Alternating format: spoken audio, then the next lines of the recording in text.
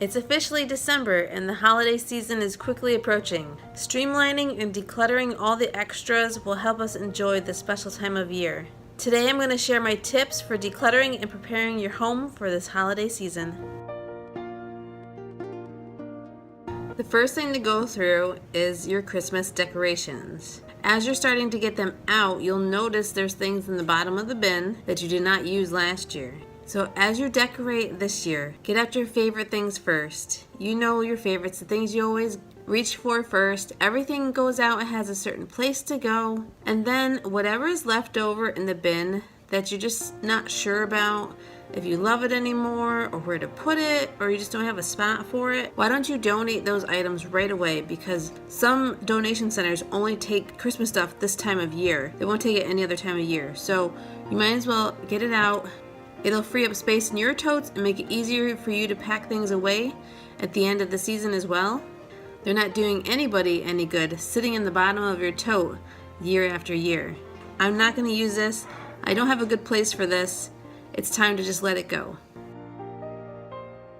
Alright, so the next item to declutter and to check your inventory of is baking supplies. I love to make cookies this time of year, so you don't want to be running out to the store last minute when you don't have enough sugar or flour. So you want to go through and check and make sure you have enough of baking soda, vanilla extract, baking powder, brown sugar, regular sugar, flour, all the things, right? Chocolate chips, because you get going and then you're like, oh no, I ran out or I'm running low on stuff. Be sure to check expiration dates as you're going through things, because sometimes you don't use them very often and they could have expired. So be sure to check dates before you use anything. By making sure that your baking cabinet is cleaned out, there's no old stuff in there, there aren't things hiding in the back, having it streamlined and cleaned out with only new items, there's no old expired things floating around in there, it will make the baking process a whole lot more enjoyable and easier to do, because you can see everything that you have, you know everything that you have. You're not running to the store to get something and then realize, oh yeah, I did have this, it was just hidden behind 3 other things. Make it a list of what you have and what you need, and it'll make Christmas baking so much more enjoyable and fun, and it won't be as stressful, and you can enjoy it with family and the kids. So the next best way to prep your house for the holiday season is to do an inventory of your gift wrap. If you do wrapping paper or gift bags and tissue paper and bows and tags and ribbons and all that stuff, you need to take a look and see what you have, right? So it's probably a mess from last Christmas, right? Because we're just throwing things back in, and I would recommend pulling that stuff out now. See how many rolls of paper you have. How many do you usually use? Do you have small gift bags and large gift bags? Do you need more little ones? Do you use a lot of little ones? If you already have a ton of a certain size, you know next time you're at the store that you don't need any more large gift bags, right?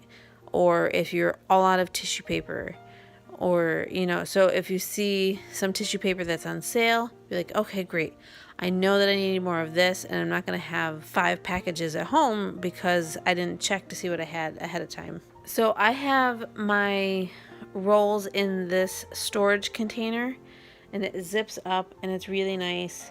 I like this a lot. It works well.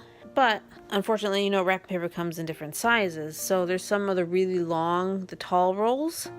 Those don't fit in here. So all like the regular standard length ones do. And then the longer ones I have in one of the like under the bed storage containers. So the longer ones all go in there. And then I have my tissue paper in there as well. And then for all my bags, I have a tote or a box. I have everything standing up vertically, so if I'm looking for a certain size bag, I can easily find what I need. Next thing to declutter is all of your winter jackets, hats, gloves, snow pants, snow boots. Go through and see what you have and weed out all those things that are too small, they don't fit anymore, or they're just completely worn out. I know sometimes I wait until the first snow actually flies to have my kids try on their snow boots, and then come to find out they're too small. We either take them to a consignment shop or we pass them on to another kid in our family, and then I have to make sure to get them new boots in a bigger size right away. But I've learned from my mistakes, and I am sure to check their boot sizes ahead of time to make sure that we have warm boots and waterproof boots so that they're all set. They need to have hats and gloves that fit because their heads keep growing. Any jackets that you do not need, pass them on to somebody else. You can always put them on Facebook Marketplace. I know this time of year sometimes schools and churches will do like a coat drive where they will take donations of coats to give out to those that need them in your community. So there's always things like that going on as well. And this will also make space for when you have company over. You won't have a bunch of extra jackets hanging up, just the ones that each family member needs. And then there's space for your company to hang up their jacket without feeling like they're intruding on your stuff. Now it's time to go through Christmas jammies, Christmas clothing, Christmas sweaters, any just warm winter sweaters that you have, ones that are itchy, too scratchy, or the sleeves are too stretched out. Those things that we can declutter and get rid of those. We don't want those things that are uncomfortable and that we just hang on to from year to year. They're just sitting there anyways. So get rid of them. Only keep your favorite ones, the ones that are comfortable and that you don't have to like readjust because they're a little bit too small. And this goes for your husband and your kids' stuff as well. Have them check their things and see what fits and what you can toss into the donate bin, and get them over to your donation center so that other people can use them this time of year. And I know a lot of people get new pajamas at Christmas anyways, so it may be time to weed out those smaller, worn out sizes as well. This is the perfect time of year to donate toys. I have a way that we do this with our Elf on the Shelf. Our Elf on the Shelf will come and ask for your children's help because it is hard to get toys this time of year and a lot of stores are out of things, right? So that seems reasonable. Your elf will ask them for donations, things that they no longer need, that the elf can take back and give to other kids. So every night our kids will pick out something that they no longer want, they'll give it to the elf, and the elf will take it back to the North Pole and give it to another child. And while doing this also helps free up space for new items that will come in at Christmas time as well. You don't have to do this with your elf. You can talk to your kids about it and say that we need to free up some space if we want to have room for new things to come in. And some of these might be too young for you. And if you're gonna get big kid toys as gifts this year, we wanna make sure that we have room to put those new toys in. And then we can get rid of these younger toys. We can give them to a smaller child and they can enjoy them. So we have room for all your big kid stuff.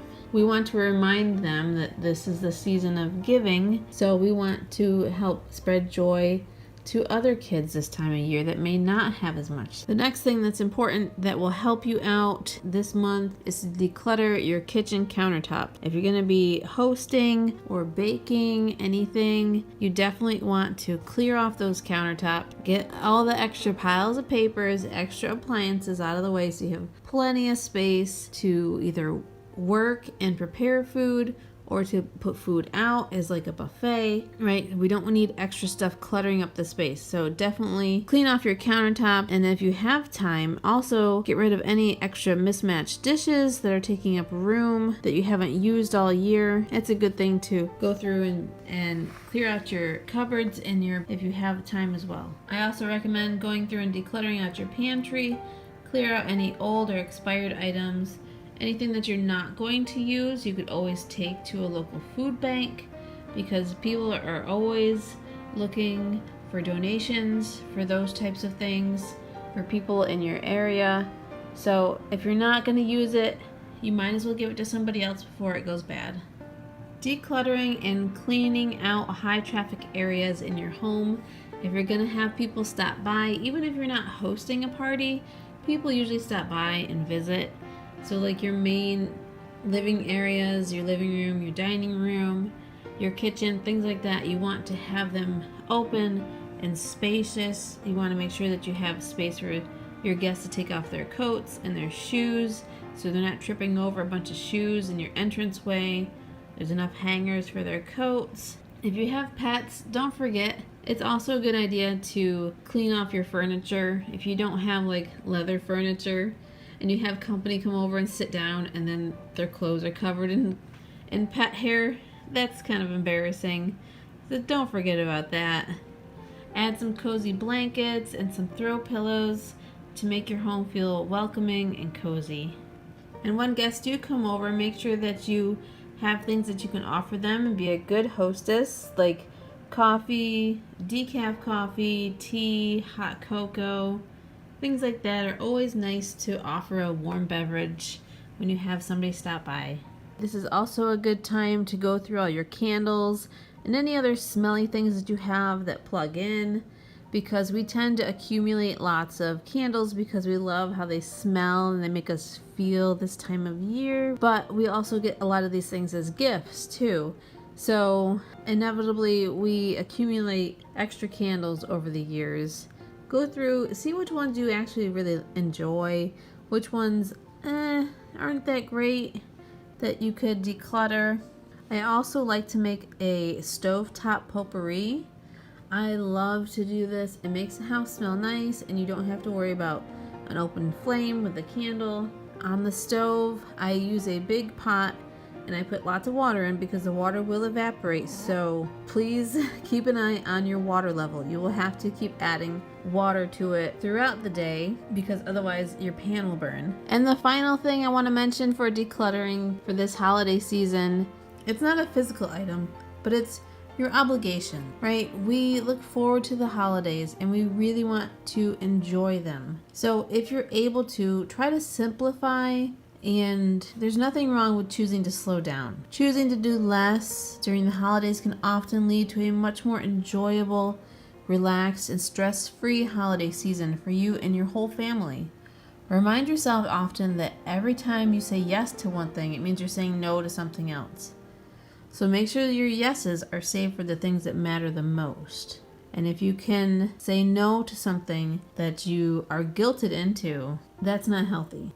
So if there's something that you can politely pass on or say no to, then just say, I'm sorry, but I cannot do this year. This does not work for our family. Politely decline. But you should not have to do extra things this time of year that are going to stress you out. So keep what is important in mind, which is you and your family and enjoying time together. I hope you enjoyed this list. Let me know what else you do to declutter and prepare for the holiday season, and I will see you next time. Bye-bye.